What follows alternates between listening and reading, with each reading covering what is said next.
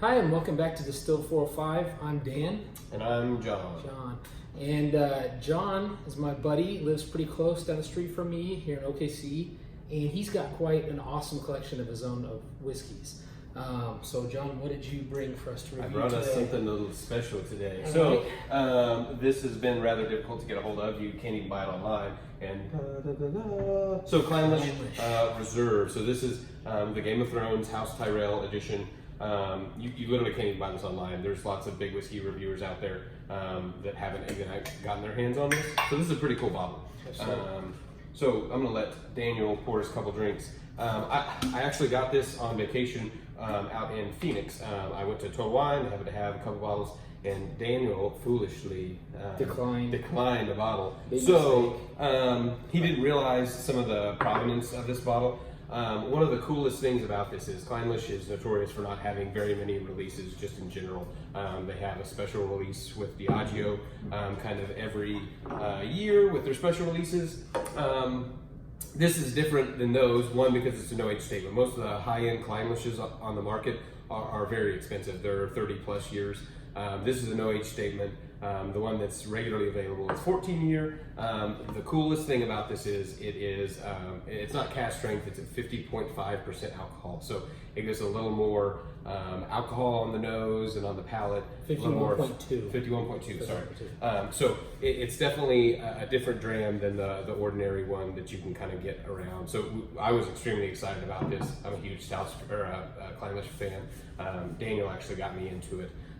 And you know, it was. I remember our first conversation about Clynelish. We were talking about Ralphie, and it was what was his quote? He was like, he said this is like the guys who are like don't skew towards Macallan, like they kind of want to keep Clynelish to themselves. Like it's a very kind of not hoity-toity, but very special drink that they don't want other people to know about. Yeah, you know, for like, sure. And that's kind of one of the cool things about Clynelish. It's very unique. It's a Highland, but it's peated, so that's a little unique in and of itself. The 14-year-old is incredible. It's bottled at 46%. It's a really good dram if you're looking for something that's a little different. It's not going to be quite as peated as the Islas and the Lafroigs and all of those island type whiskeys. They're really heavily peated, but this is a very peated malt whiskey, and it has some uniqueness to it that a lot of the other Highland whiskeys don't. So I took a little taste just because I couldn't wait. I was too excited. This is a good one. So on the nose, so first off the color, and I'm almost 100% sure that Clynelish doesn't chill filter or color their whiskeys, which is actually surprising because it is Diageo, the big umbrella corporation of the big names out there, like you mentioned Talisker, and lots of the big whiskeys of Scotland are into the Diageo house. So, but I don't notice much coloring. If it is, I mean, it's pretty light. It is. That high ABV, I would assume they don't chill filter it just because that high ABV really negates the need to do that. So. The color's great though. I mean, it's kind of a light straw, kind of a yellowy tinge, great legs. I mean, this looks awesome in the glass, for sure. On the nose, I'm immediately getting one of my favorite things about Clynelish, and one of the things, in my opinion, that sets Clynelish apart, that makes it noticeable, and that's this waxy character. It's like I always think of it as sandalwood and candle wax. Those two mixed together, very briny, very oceanic, seaside, seashore type smells. I get some green, like some crisp green apple, and a little bit of like a sea salt or sea spray. It's very distinct sea salt. It's not like just your ordinary, table salt. And they're not putting any salt in this. This is just what those barrels gain from being aged by the ocean. That's in that climate that they're picking up from the ocean. Those barrels are absorbing those smells and those chemicals from the air, and that's going to get infused into the whiskey, and you can definitely tell that on the nose. And it's also the house style, so it's just their distillate before it even goes into the barrels as well. One other comment on the nose, real quick. For being over 50% alcohol, it's tame. It is tame. Yeah, it's tame. And we don't mean that in a bad way. No, it's just not burning your nose. Yeah, and that's the thing. So I can stick my whole nose in the glass, and it doesn't just.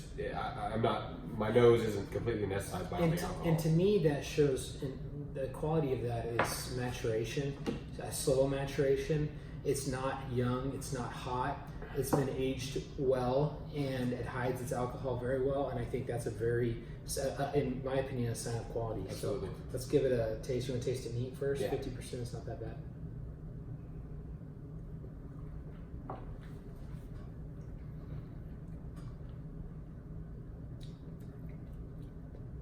Get more of that waxiness. Mm-hmm. And please don't be off put by that term.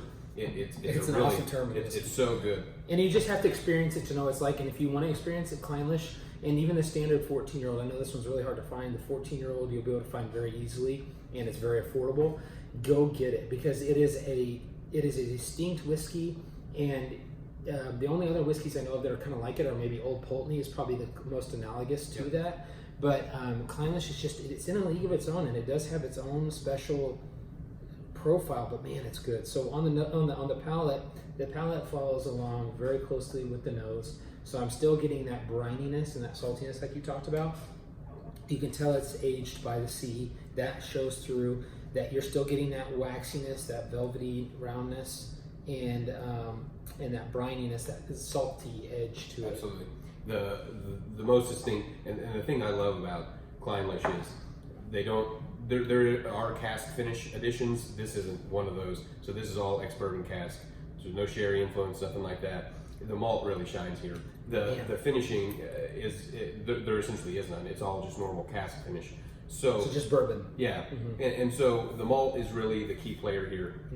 I get honeyed hay. I don't know how else to say it. It's this great honey flavor that you would get from putting like honey in your tea or something like that, and then the malt really plays off of that kind of back and forth, and you get this nice fresh cut grass field hay. Kind of. It's like that straw, that fresh cut hay field. You're Yep. driving through the countryside, you get that, and the finish is long, in my opinion. Absolutely. The finish is, and it almost builds. Like when you first taste it, it's there, but it just builds throughout the finish, and it gets stronger and richer, and that ABV shines through. It's got a thick, viscous mouthfeel. Man. I don't even like adding water to it, and that's the thing. It drinks so well at 51. It doesn't need it, which is shocking for 51%, 51.2, whatever it is. And in my opinion, I think that probably speaks to the age of this whiskey too. Yeah. Because younger whiskey, especially if it's bottled higher alcohol content, then it's going to have more bite to it. And a shorter finish. So I would assume that this is not young. So it may not be 14 years old, but... Well, I think that it does have some younger stuff in it. It could have some very young stuff in it, but I do think they're putting some old stock in here to give it that backbone. And I think that it is an NAS, because I do think there is some young whiskey in here, but I do think that there has to be a large proportion of older stock in here, because for it to have the roundness that it does, the nose, the restrained, the finish that it does with that high ABV, it's good. So I guess the next question is, would we buy this again? I would buy it in a heartbeat. I shouldn't have passed it the first time, but what did you pay for this? I paid $60. And it was in Texas, right? Phoenix, Arizona. Yeah. That's right. So, and I have actually tried to find more bottles of this, and aside from getting it shipped over from the UK, I can't do it, and I can get things shipped over from the UK. The issue with it is the buyer that I usually go through, they were completely sold out too. So we would definitely buy this again. I think this is kind of the hidden gem within the Game of Thrones releases. The Talisker seemed to be the one everybody liked. The Lagavulin is widely available, and so that seemed to be the one people gravitated towards. And I think that's probably proper. I think by far and away, I agree with you. This is the hidden gem. Yeah, Other ones I've tried, and the scarcity of it, the price, and the quality. I was shocked when I first tried this, because I thought it was going to be kind of watered down. It's Game of Thrones. It's just kind of, it's cool for Game of Thrones fans, but kind of cheesy-ish, I guess you could say. But man, it's phenomenal whiskey. If you can get your hands on it, I would definitely buy one. Yep, don't pass it up. Yeah. Well, thanks for watching. Distill 405, guys. Keep watching the channel. We're going to keep posting stuff, whiskeys, beers, rums, things like that. So make sure to hit that subscribe button and give us a thumbs up if you like this video. Thanks for watching, John. Thanks for watching. Cheers. Appreciate you guys. Appreciate it.